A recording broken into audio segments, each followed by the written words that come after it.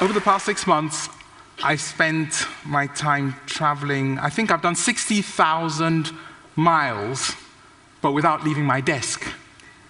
And the reason I can do that is because I'm actually two people. I look like one person, but I'm two people. I'm Eddie, who's here, and at the same time, my alter ego is a big green boxy avatar nicknamed Cyber Frank.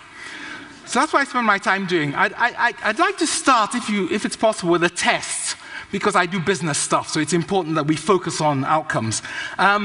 And then I struggled because I was thinking to myself, what should I talk? What should I do? It's a TED audience. It's got to be stretching. How am I going to be? So I just hope I've got the level of difficulty right. So let's just walk our way through this. Please could you work this through with me? You can shout out the answer if you like. The question is, which of these two horizontal lines is longer? The answer is?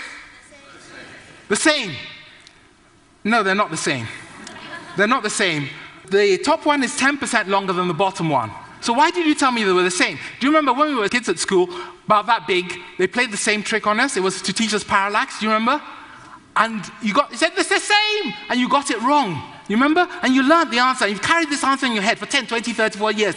The answer is the same. The answer is the same. So when Eddie asks you what the lengths are, you say they're the same. But they're not the same because I've changed it. And this is what I'm trying to explain has happened to us in the 21st century. Somebody or something has changed the rules about how our world works.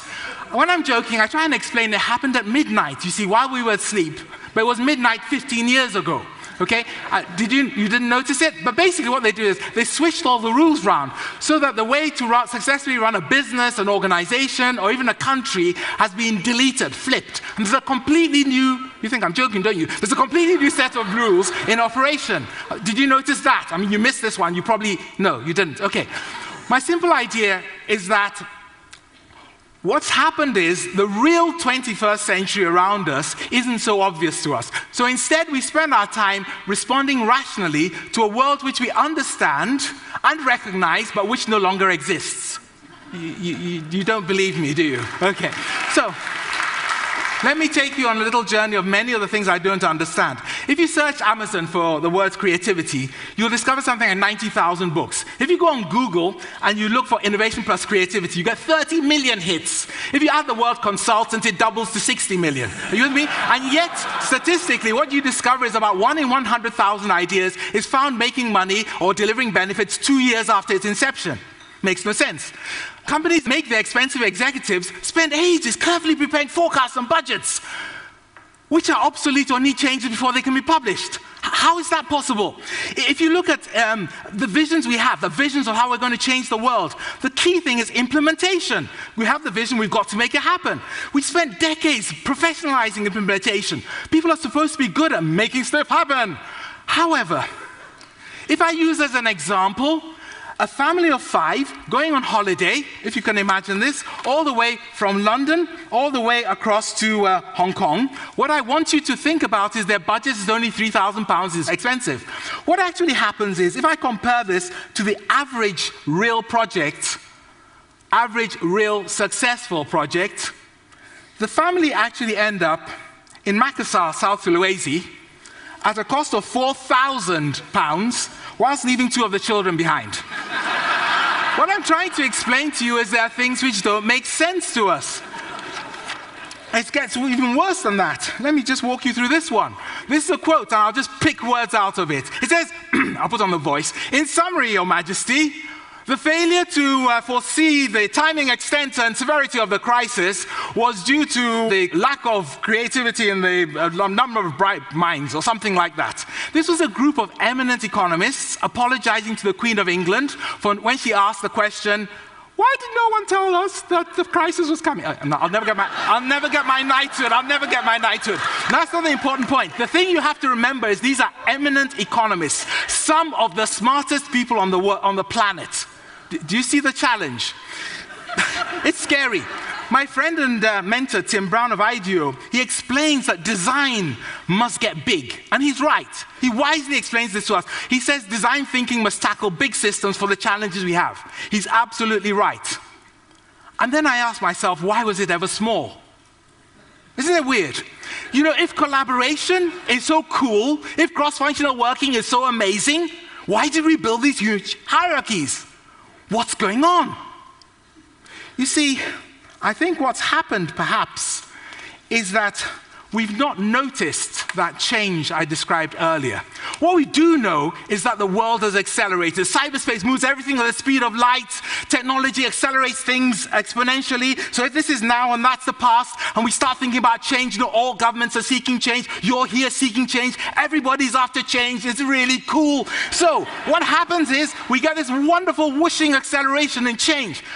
The speed is accelerating. That's not the only thing. At the same time as we've done that, we've done something really weird. We've doubled the population in 40 years, put half of them in cities, then connected them all up so they can interact. The density of the interaction of human beings is amazing. There are charts which show all these movements of information. That density of information is amazing. And then we've done a third thing. You know, for those of you who have as an office a little desk underneath the stairs, and you say, well, this is my little desk under the stairs. No, you are sitting at the headquarters of a global corporation if you're connected to the internet. What's happened is we've changed the scale. Size and scale are no longer the same. And then add to that, every time you tweet, over a third of your followers follow from a country which is not your own. Global is the new scale. We know that. And so people say things like, the world is now a turbulent place. Have you heard them saying things like that? And they use it as a metaphor. Have you come across this? And they think it's a metaphor, but it's not a metaphor. It's reality. As a young engineering student, I remember going to a demonstration where they basically, the demonstrator did something quite intriguing. What he did was, he got a transparent pipe. Have you seen this demonstration before? He attached it to a tap. So effectively, what you had was you had a situation where, I'll try and draw the tap and the pipe. Actually, I'll skip the tap. The taps are hard, okay? So I'll write the word tap. Is that okay? It's a tap, okay? So he attaches it to a transparent pipe and he turns the water on. And he says, do you notice anything? And the water's whooshing down this pipe. I mean, this is not exciting stuff. Are you with me? So the water goes up, he turns it back down, great. And he says, anything you notice? He says, no. Then he sticks a needle into the pipe. And he connects this to a container, and he fills the container up with green ink. You with me? So guess what happens? A thin green line comes out as it flows down the pipe. It's not that interesting. And then he turns the water up a bit, so it starts coming back in, and nothing changes. So he's changing the flow of the water, but it's just a boring green line. He adds some more, he adds some more, and then something weird happens. There's this little flicker. And then as he turns it ever so slightly more, the whole of that green line disappears, and instead there are these little sort of inky dust devils close to the needle. They're called eddies, not me. And they're violently dispersing the ink so that it actually gets diluted out and the color is gone. What's happened in this world of pipe is somebody has flipped it. They've changed the rules from laminar to turbulent. All the rules are gone. In that environment, instantly all the possibilities which turbulence brings are available. And it's not the same as laminar. And if we didn't have that green ink, you'd never notice. And I think this is our challenge, because somebody has actually increased, and it's probably you guys with all your tech and stuff, the speed, the scale, and the density of interaction. Now, how do we cope and deal with that? Well, we could just call it turbulent, or we could try and learn. Yes, learn, but I know you guys grew up in the days when there were actually these things called correct answers. Because of the answer you gave me to the horizontal life puzzle, and you believe it will last forever. So I'll put a little line up here which represents learning, and that's how we used to do it. We could see things, understand them, take the time to put them into practice. Out here is the world. Now, what's happened to our pace of learning as the world has accelerated? Well, if you work for a corporation, you'll discover it's quite difficult to work on stuff which your boss doesn't approve of, isn't in the strategy, and anyway, you've got to go through your monthly meetings. If you work in an institution, one day you will get them to make that decision. And if you work in a market where people believe in cycles, it's even funnier, because you have to wait all the way for the cycle to fail before you go, there's something wrong. Are you with me? So it's likely that the line in terms of learning is pretty flat. You with me? This point over here, the point at which the lines cross over, the pace of change overtakes the pace of learning, and for me, that is what I was describing when I was telling you about midnight. So what does it do to us? Well, it completely transforms what we have to do. Many mistakes we make. We solve last year's problems without thinking about the future. If you try and think about it, the things you're solving now, what problems are they going to bring in the future? If you haven't understood the world you're living in, it's almost impossible to be absolutely certain that what you're going to deliver fits. I'll give you an example, a quick one.